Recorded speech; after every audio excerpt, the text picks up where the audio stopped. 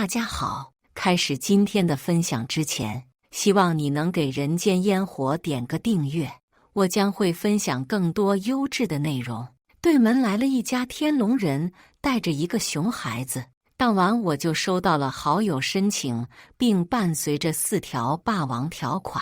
你好，708业主，我是你对门新搬来的住户707，我家小孩患有自闭症，希望您可以遵循以下条款。原本看到这句话时，我是表示同情的，可接下来的条款却让我虎躯一震。第一，如果我家小孩误拆了您的快递或外卖，希望您可以将这个快递送给他。第二，如果某天发现他偷拍你，我希望您可以默不作声。第三，如果某天他误伤了你，希望您可以看着他是自闭症儿童的面子上，不要反抗。第四，下雨天是我家孩子最脆弱的时候，希望那天你可以搂着他睡觉。毕竟他只有在大姐姐的怀里才会睡得安稳。我大惊，这是什么牛马能想出来的霸王条款？果然，林子大了，什么鸟都有。于是我便含泪将截屏发到了业主群里，并配文：大家好，我是截图中的708业主，希望大家满足707业主的诉求。毕竟有时候我也不在家，希望你们都能帮衬帮衬。此图一发，业主们纷纷发出了极限60S 语音。当然，这不是他们的极限。就在这时，我点的外卖也到了。原本是想着洗完澡再出去拿，可一想到刚刚那个霸王条款，我瞬间连滚带爬地开了门。不出我所料，那个声称有自闭症的小孩正拿着我的外卖准备进门。虽然一个外卖值不了多少钱，但不问自取便是偷。小时候不好好加以管教，就算这孩子有自闭症，恐怕长大后就更不得了了。所以我连忙开门出声制止：放下，这外卖可不是你的，千万别乱动，小心吃坏了肚子。原本以为我厉声能震慑那孩子，可我没想到他却歪着个头，一脸得意地望着我。略，我的了。说完就把门猛地一关。不好意思，我从那小孩的脸上完全看不出有半点自闭症的模样。我也是有脾气的，直接上门就要我的外卖。门一开，一个肥头大耳、油头粉面的男人就站在了我的面前。他一张口，差点把我送走。敲什么敲？大晚上的还让不让人休息？这人多久没有刷牙了？简直快要把我臭死了！我忍着想要吐出来的欲望道：你家小孩偷拿了我的外卖，我只是希望你们可以还回来。再说了，一个外卖的钱，你们应该不至于出不起吧？一听我是来要回外卖的，那男人瞬间就轻笑道：你没看群里我发的那个条款吗？既然那外卖已经被我儿子抢先拿到了，那就是我儿子的，谁让你不积极的？怪谁？天龙，你就安心吃，爸爸给你做主。说完猛地将门关上，做贼的还倒打一耙，真是有够不要脸的。谁知道你儿子比我还迅速，我看他就是故意等着我的外卖吧。我低声咒骂了一句，便又屁颠地回到了家里。算了，不至于为一份外卖跟邻居之间撕破脸皮，毕竟邻里之间闹得不愉快还是挺膈应的。新搬来的住户，妈妈叫孙秋，爸爸叫张顶天，儿子就叫张天龙。能的呀，一个顶天，一个天龙，是多想望子成龙啊！一连几天，他家的奇葩事层出不穷。那张天龙不是偷外卖，就是偷快递，这些还不算最严重的。有些个上大学的小姑娘还被他儿子偷拍了裙底。小姑娘想上前理论，谁知那张天龙他妈可不是吃素的，那大嗓门震耳欲聋，说出来的话可谓是不堪入耳，整栋楼的人全都听见了。谁让你穿得这么骚？怪得了谁？真下贱！不就是故意让我儿子偷拍你才穿成这样的吗？现在还好意思怪我儿子？再说了，我儿子这么小，他能有什么心思？我看就是你小题大做了。天龙看到没？像这种女人长大了也是卖的。从现在开始你就给我瞧不起她。他儿子听了连连点头，一脸得意，这看得我是巴掌痒痒的，恨不得上前抽他们俩一人一耳刮子。这都新世纪了，怎么还有人能说出这种裹小脑的话呀？见事情发展越来越对那小姑娘不利，我赶紧就将人领进了电梯里面。没想到那孙秋就好像跟我对着干似的，也连忙将自己和孩子也拉着进来了。电梯里本就狭小，尤其孙秋身上那股狐臭味更是臭气熏天，熏得我连连打干呕。果然，人嘴臭不是没有道理的，这人就连身上都臭，那还有哪里能不臭的呢？我安抚了下那小姑娘，转头就丝毫不客气道：“什么味呀？臭死了！”说着，眼神像是在找那臭味源头一样。直到我凑到了孙秋的面前，随即像是闻到了什么一样，猛地推开：“大妈，你多久没洗澡了？一股狐臭味还伴随着老人闻，你怎么好意思出门？也不怕被人指指点点？这味可真冲人！”此话一出，原本默默站在一旁的其他人全都笑出了声，就连那小姑娘眼睛水也笑出来了。其他人本就对这一家人有意见，见我出招，连忙跟着拉踩。你还真别说，不仅有狐臭味，而且还有股口臭味呢，自己都没收拾干净，还好意思管别人？就是，真是咸吃萝卜淡操心，盐吃多了咸的。周围此起彼伏的声音越来越多，我一看孙秋那张脸，被气的呀，一阵红一阵白的，或许是看人多，也不好意思发火。孙秋直接拉着他儿子就下了电梯，离开时还不忘瞪了我一眼：“咱们走着瞧。”哟，我好怕呀！见人消失在了眼前，我不免后知后觉地感到害怕了起来。毕竟我能很清楚地感觉到，这家人恐怕没有我想的那么简单，就感觉是一家精神病一样。光是那些霸王条款，还有他们和人的相处方式，这些总能令我感到毛骨悚然。一连几天，我都是错峰去上班，生怕碰上他们一家人。可越是怕什么，就越是来什么。这天下午回家，正巧发现那张天龙正对着我家大门嘘嘘。天杀的，我这火气一下就上来了。小屁孩干什么呢？你要不要脸？谁知张天龙猛地一转身，就将尿全都滋到我身上了。我直接吓得尖叫了起来。靠，你这小孩咋这么坏？知不知道尊重人啊？怎么还往人身上尿呢？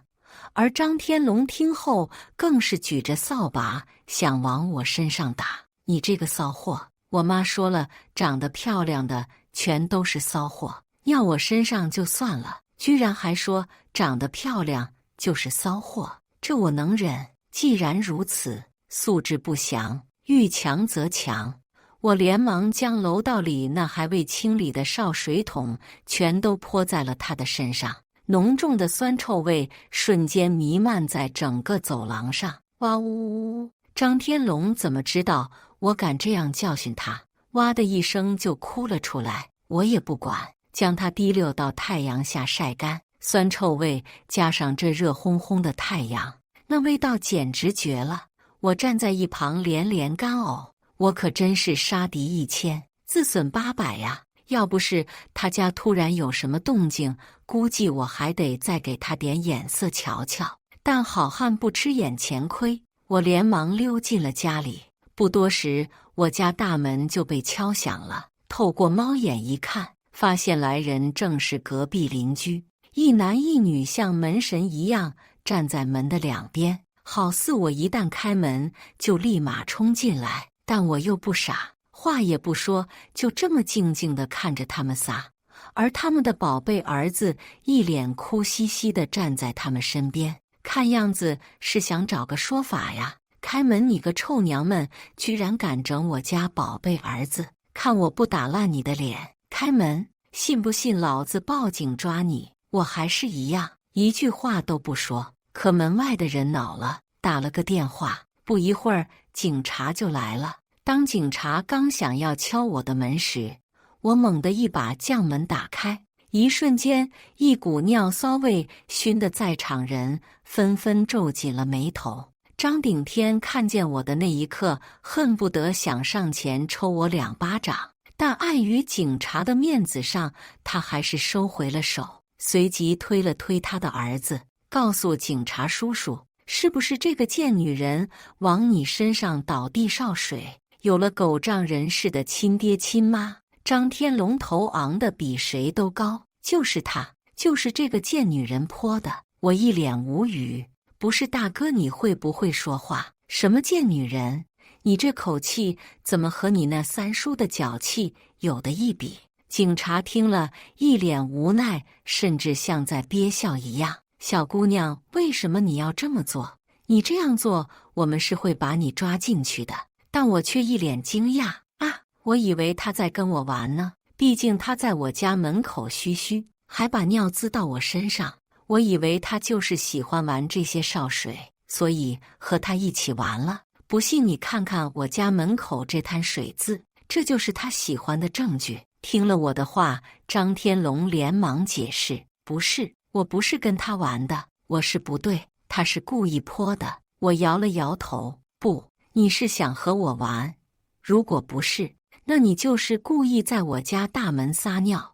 那你这可是寻衅滋事，也是会被抓走的哦。”听了我的话，张天龙皱着眉，将他妈一把抱住，随即他妈便恶狠狠道：“就算我家儿子是故意的，那你凭什么要这样欺负我儿子？他还小懂什么呀？”我一脸我都懂的表情，都说了，我以为他是喜欢玩烧水，所以才泼了他一身，谁知他是故意的呀。要是故意的，我早跑了，免得给自己惹了一身骚。后面这句话我说得格外大声，警察也多多少少知道了些什么。既然这样，你们互相道个歉就好了。谁知他们却不乐意了。不行，要是我儿子被感染了怎么办？赔钱，我要20万。我也不带怕的，连忙哭得梨花带雨。叔叔阿姨可能不知道我对尿骚味过敏。现在我就感觉浑身难受。既然说到赔钱，要不要我们去医院检查检查？到时候再说赔多少。况且你家孩子还拿扫把打我，顺便看看有没有打的那出血，正好一并检查了。说完我还就演了起来，顺势往墙上一倒。那家人看了，怕我真的是过敏，连忙拉着儿子跑了。走之前还骂骂咧咧的，我看他们就是怕真检查出了什么，赔一大笔钱吧。带人走后，警察劝我说，让我少惹他们家，毕竟前几天这个小区的人也报过警，并且都是关于他们家的，让我能不招惹就不招惹。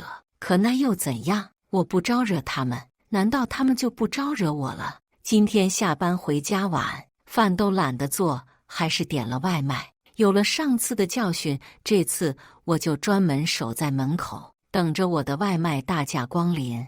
可我完全低估了张天龙那小屁孩的心思，他居然在小区门口等着。要说为什么我会发现，还不是因为他提着外卖，一脸嘚瑟的和我炫耀，甚至还大摇大摆的喝了一口奶茶。我越看那外卖，就越觉得眼熟，很像我常点的那一家。果不其然，一问外卖员，的确被那小崽子顺手牵羊走了。我大怒：“你为什么要把外卖给他？”对方一脸莫名其妙。那小孩说：“是你弟弟，还说出了你的名字，所以我就给了他。”好吧，这也不能怪人家外卖员。谁知道那小屁孩居然在下面守株待兔，可这事就像根倒刺一样扎在我心上。让我恨不得扭死那小孩。我下了一个重大决定，说时迟那时快，我连忙掏出手机，一口流利的重庆话飙了出来：妈，最近和爷爷相处的啷个样哦？我这儿空了个房间出来，想把他接过来耍2天3。俺妈听了，夸我是个大孝孙女。只有我知道我是把爷爷用来当枪使了，内心祈祷他千万不要拒绝。2天过去，当我回到家，就看见我爷蹲在地上，头也低着，像是在找什么东西，而张天龙站在一旁看着。我大怒吼了一声：干什么？离我爷远点！欺负我就算了，还想移？走近才发现，什么欺负我爷？眼前的场景，我只想说，爷爷是对张天龙干了什么？他怎么哭成这样？只见张天龙一把鼻涕一把泪的抹着，2只耳朵红得要死，看样子估计是被我爷揪了。爷爷听了哈哈大笑，一口重庆话说的我想笑。欺负我那还得看看他有没有那个本事，想骑到老子头上拉屎那是不可能的。据我爷说，这小崽子居然趁我不在家，又想撒泡尿在我家大门上，可好巧不巧碰上我爷了。我爷在村里面可是出了名的严苛，转治小孩的，遇上他，那张天龙算是碰上硬茬了。死老头，你还想让我怎么样？我都用衣服把尿沾干了，你还想怎么样？我爷俩嘣嘣敲在他脑壳上，喊我叔叔，喊什么老头？我还年轻着呢。张天龙被打怕了，畏畏缩缩地喊了声叔叔，就被我爷放了。小崽子，要是哪天你再敢在我家孙女门口撒尿，小心我捡了你那玩意。在山上砍柴砍多了，我想砍某些软家伙应该也是没什么问题。张天龙听了，死死捂住下半身，就跑回了家。我呢，推搡着我爷就进了屋。一回到家，我就开始和他吐槽隔壁那3个大小贱货。我爷听了，猛地窜了起来：可老子的，老子就站在这儿，我看他们还敢不敢欺负你。要是让村里头的人晓得你被别人欺负了，我的老脸往哪搁？我拍了拍他的后背，顺气：晓得了，晓得了。庆祝我爷的到来，所以我又破天荒地点了3份外卖，1份1个小时前点的，老板加麻加辣，要那种前面吃着没什么感觉的辣，可到了后期却是火山爆发的那种辣。另2份半个小时后点的，同样加麻加辣，透过猫眼，果不其然，看见那小崽子一脸得意的往我家门口做个鬼脸，随即敲响了房门。他妈看见儿子手上提着的外卖，一脸得意，咱儿子可真是料事如神，又白白取到了外卖。对门那个死丫头整天吃外卖也不怕拉肚子，那么就让我们家替他解决这个外卖吧。况且今天他爷爷还欺负你，我们拿他外卖算是扯平了。我差点笑出了声，咱们之间扯得平吗？你们就吃吧，一吃一个不吱声，看看这回谁拉肚子。砰砰砰砰，开门！死丫头，是不是在外卖里面放了药，我们一家人吃了都拉肚子？是不是你干的？开了门，上次那个警察也在，他扶额苦笑，那表情好像在说咋又是他们。我一脸疑惑，怎么了？又出什么幺蛾子了？孙秋见我这样就来气，上手就想打我。死丫头，你点的什么外卖？我家儿子吃的肚子痛，你存心是的吧？我一脸无辜，怎么可能？我就是点了正常辣呀，怎么可能会吃坏肚子？况且谁让你偷我的外卖呀？我就说，为什么我的外卖又不见了？合着你们家又盗窃我的外卖呀？警察叔叔，我是不是可以举报他家偷我东西，并且人赃俱获？谁知对方就是个不要脸的主，逮着我就是一顿骂。我儿子是吃了你买的外卖才拉肚子的，你赔钱，你给我赔钱！一个小姑娘心思怎么这么恶毒？砰！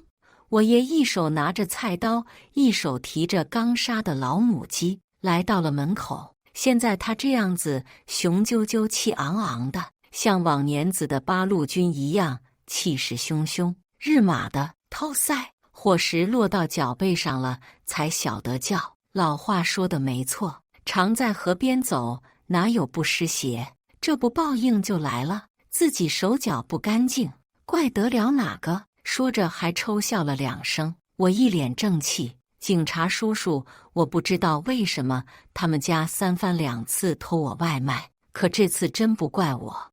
我爷爷是个地地道道的重庆人，我们那边是出了名的爱吃辣，所以他家小孩吃坏肚子，可不能怪我们。谁让他偷东西的？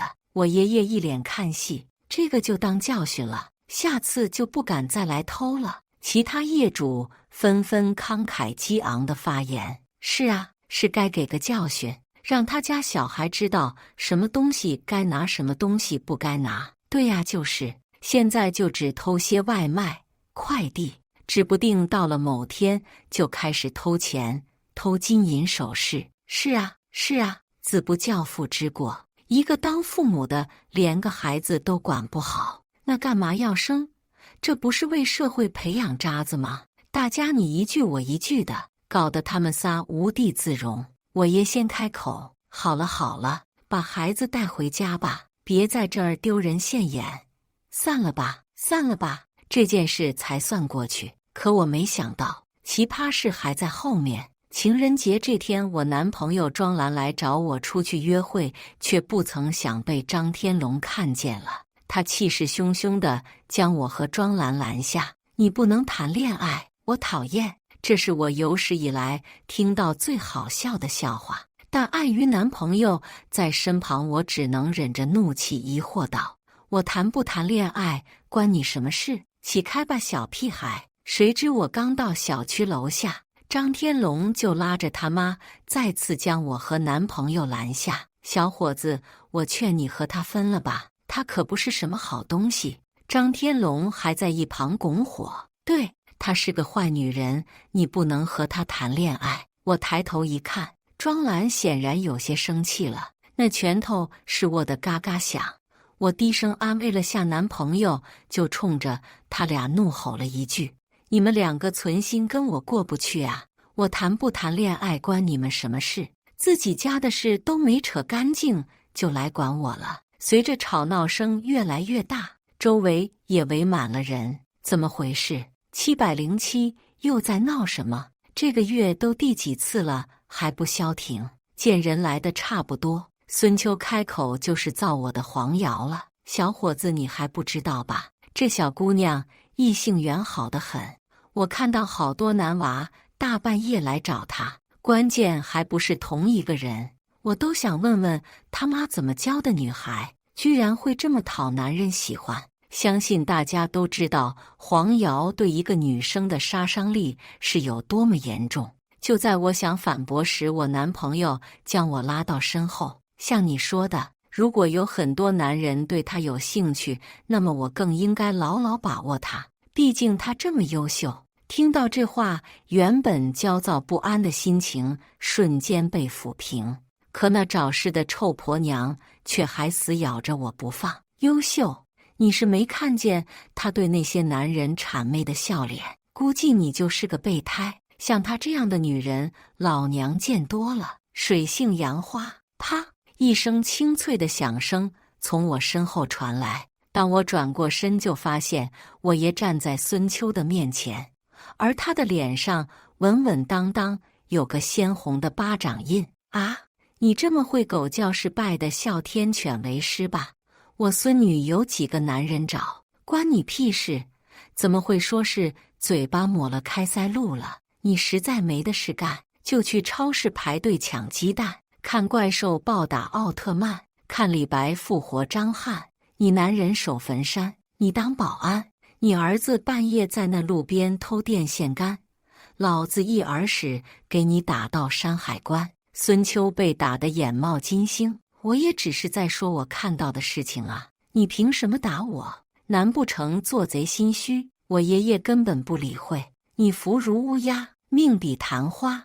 你孙子一娶媳妇就克死爸妈，你愣个爱看，咋不去看你二舅骚扰牛蛙，看你三舅单挑敌家？你买了门票去看张学友唱浮夸，张学友说抱歉，我们这里不欢迎人渣。牛头觉得你欠揍，马面想把你问候。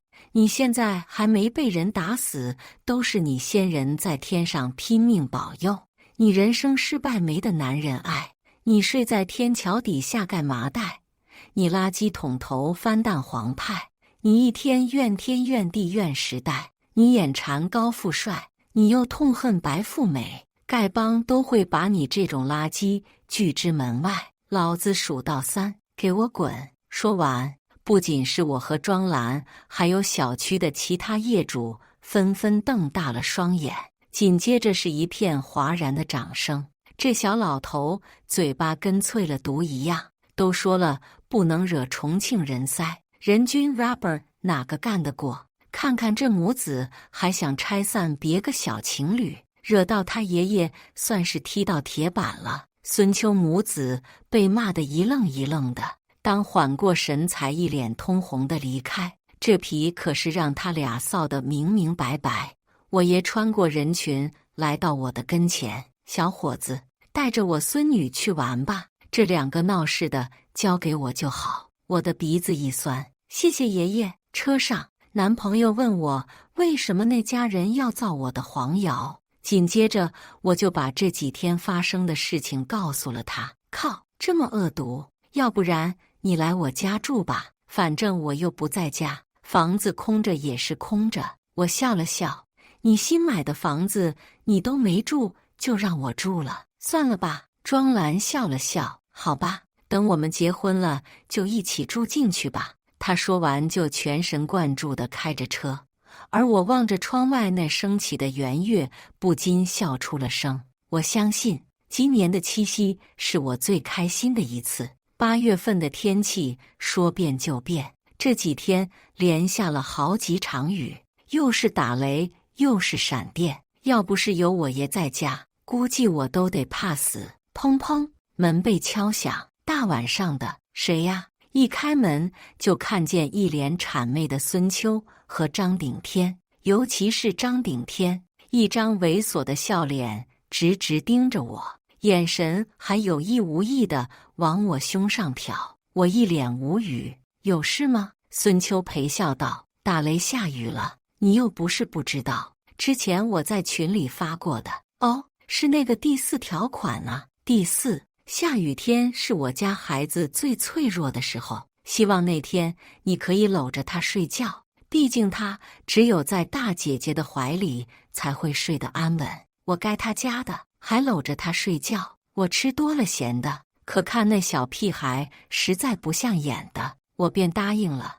我爷还提醒我多多提防他一下，可我没当回事，毕竟一个小孩也掀不起什么浪。但搂着他睡是不可能的，顶多让他和我躺在一张床上。可就在我出去拿个充电器的功夫，我就发现张天龙开始乱翻我的衣柜了，不仅把我的衣服全都拿出来了，还用手机拍照。我猛地一把抢过，拍什么呢？这么迫不及待，一看拍的全都是我私密的东西。果然，人可不能有同情心。要是我现在没发现，到了晚上等着我的可就不是这些照片了。我嗤笑出了声，哟，你喜欢这些东西？张天龙笑得贼眉鼠眼，简直和他爸一模一样。我爸想看，就这一句，我连人带手机全都扔在了707门口。隔壁一开门就垮下了脸，不是说帮忙照顾一下吗？你就这么没同情心吗？读了几年书白读了，我最恨别人这样说了，随即将他手机里拍的照片摆在他们面前。所以呢，我不相信这是一个小孩子能做到的，除非是你们大人教他的。孙秋虽说瞪了一眼身旁的张顶天，但随即一脸轻蔑地望着我。我还以为多大的事呢？怎么，你买那些个蕾丝衣不就是给人看的吗？现在来我这儿刷什么存在感？我都被气笑了。我答应照顾小孩，是因为看他可怜，可不代表我就好欺负。所以你这是想助纣为虐，尽管知道是他爸的问题，还是要怪在我身上。”孙秋一脸大义凛然，谁家小夫妻没点小吵小闹？要是一味的追究，对大家都不好。我怒道：“所以就活该我被偷拍。”张顶天还在一旁顶风作案。不然呢？你还想大肆宣扬你被偷拍了？这样对谁都不好。我无所谓，毕竟我结婚生子了。可你不一样。就在这时，我爷背着手出来了，他一脸厌恶地望着这家人。你这贱男人，我跟你一起说，老子虽然70几，但是我走过风走过雨，给你那些颠婆都是一辈子的好知己。老子武当山上学过武，煤洞里头吃过苦，流水线上流过汗，伊拉克去挖过矿，还怕你这个老将？你个缺牙巴，你个马尔扎哈，你长得像朵喇叭花，你金爪爪乌拉拉，你龟儿卡脚一扎，你磨红萝卜都炖不爬，还试图对我家孙女图谋不轨。先看看自己墨子样再肖想吧。我爷70几，虽然身子骨硬朗，可没人敢对他动手动脚。毕竟要是真出了问题，谁也不敢保证。他料定别人不敢对他怎样，拿起烟杆就朝他撒敲去。今天老子要拿起烟杆指到你脑壳敲，打得你逃之夭夭。你边跑还夸老子武功高，你信不信老子把你头发扯落完，再将就老子手上的烟头指到你脑壳，再处6个眼眼，送你去华莱士当和尚。几句下来，他们都默不作声。见状，我爷才冷哼：“我看你家玩也不像怕打雷的嘛，那就自己睡吧，到时候看看到底晚上有没有东西摸进你房间吧。”几句话一说，吓得张天龙尖叫连连。进了门，爷爷一脸怒气地望着我：“你还是不是我们严家人？吃了亏还默不作声，要是被别个听到了不得，笑死老头子我！”我低头听训，默不作声。毕竟刚才真的有些怂了。今早起来还是朗朗晴空，到了下午就下起了暴雨，打起了雷鸣。爷爷一个人待在家里，不知道安不安全。刚下班就飞速往家里跑去，可雨下的实在是太大，导致我根本走不了一点。滴滴滴滴，只见庄兰撑着伞朝我小跑了过来。怎么不给我打电话？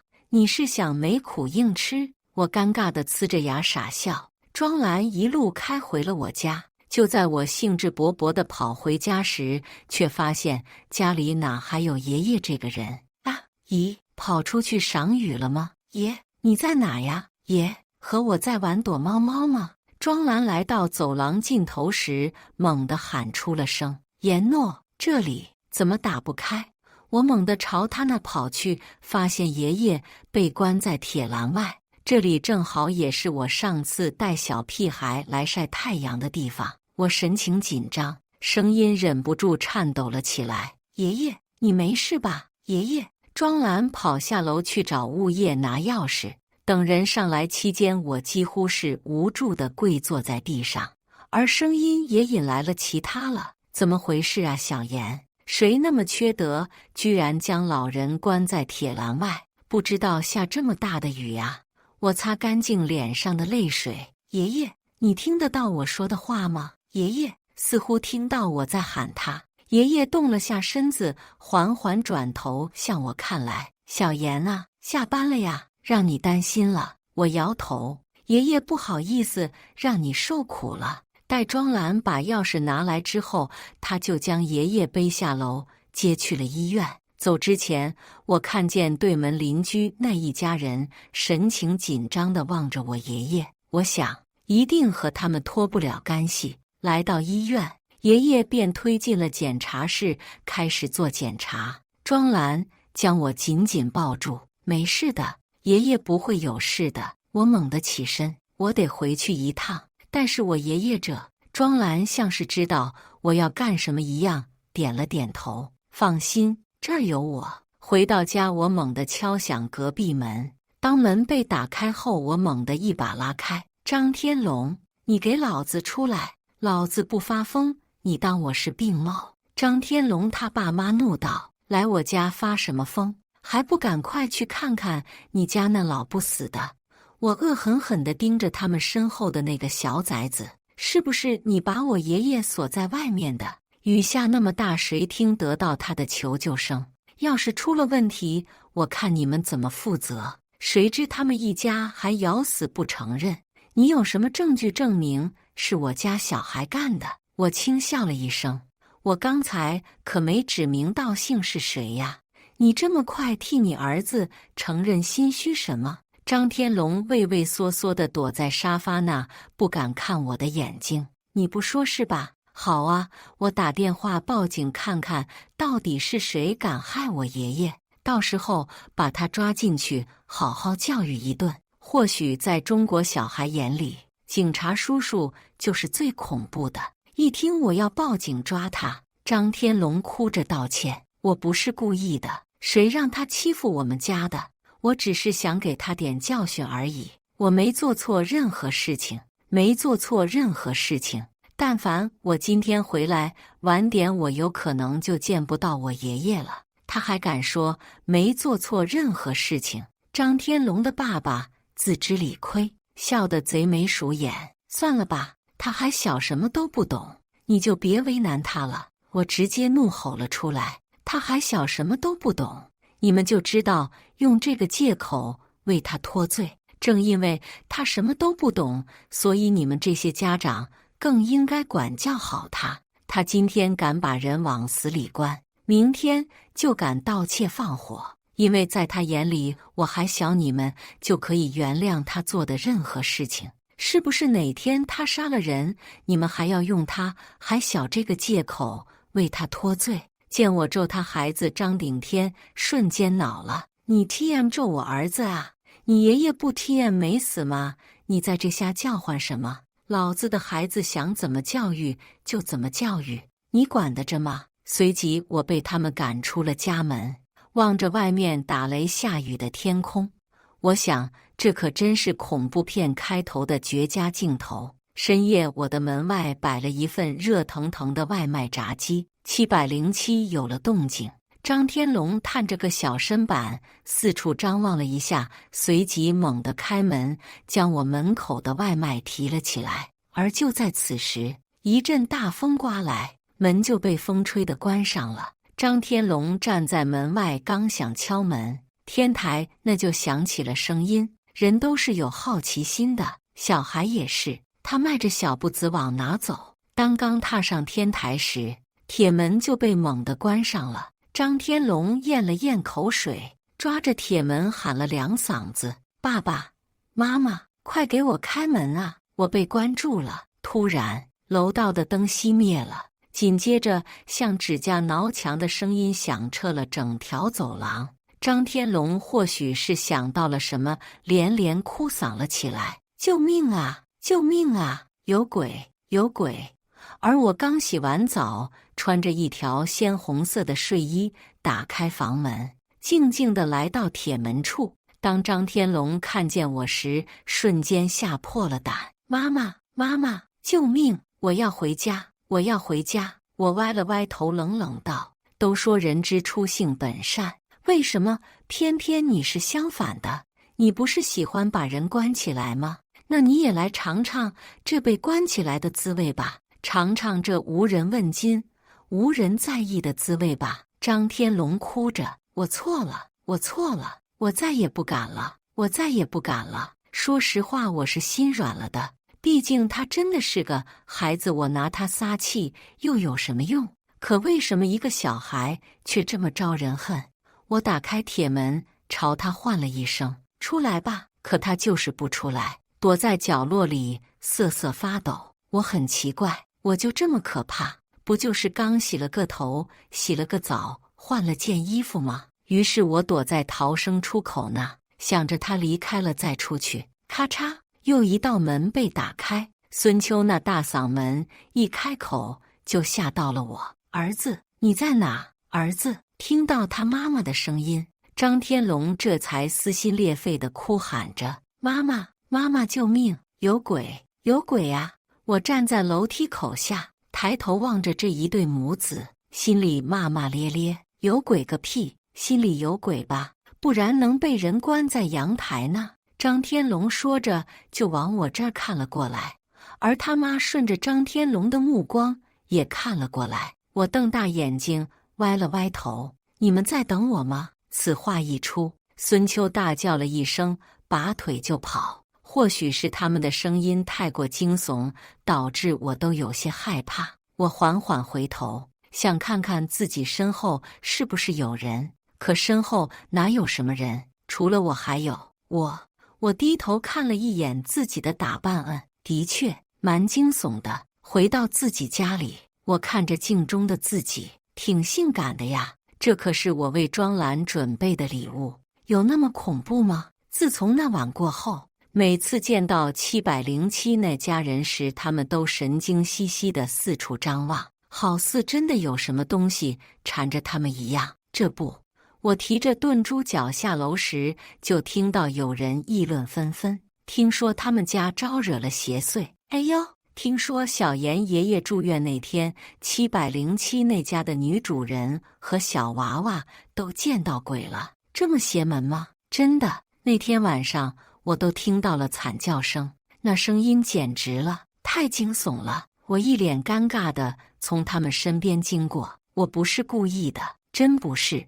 那天晚上我洗完澡，刚准备去扔垃圾，顺便把外卖拿进来的时候，就看见张天龙那小屁孩被关在了天台那。要不是看他是个小孩子的份上，我还真就不想去搭理他。可没想到，居然被当成了鬼。来到医院，我把这件事告诉了爷爷，没想到他直接捂着肚子笑了起来。胆儿这么小，我还以为多厉害呢。我坐在一旁给他捶肩捏腿，你还笑？要是让他们知道我就是那个鬼还得了。爷爷笑了笑，那就不说呗。人呐，还是要对鬼神有敬畏之心啊。虽然都知道世上本无鬼，可敬畏之心还是要有的。爷爷出院的那天，正好是707那家人搬走的那天。因为有了闹鬼的传言，导致这里的房价跌得厉害，房东说什么都要他们一家多赔点，而他们居然破天荒地答应了，看样子是巴不得快点离开呀。就连张天龙那小屁孩看到我的时候，眼神都变得清澈愚蠢了起来。我笑了笑，和他打招呼，没想到他直接趴他妈怀里哭了起来。我自知自己罪孽深重，可我真不是故意的。爷爷拄着拐杖，神清气爽地下了车，在看到707那一家时，将墨镜往下滑了一下。哟，走了吗？怎么不再住？那一家人像是看到了瘟神一样，连滚带爬地往外跑，生怕沾染上什么东西一样。爷爷仰天长啸：“我又不是鬼，你们这么怕干什么？”哈哈哈哈！回到7楼，看着空荡荡的707，我莫名觉得心情一阵愉悦。呀吼，终于不会有人再来偷我的外卖了。以上就是今天分享的故事，大家有什么想说的、想吐槽的，欢迎在下方评论交流，也更希望能给人间烟火点个订阅，我将会分享更多优质的故事内容。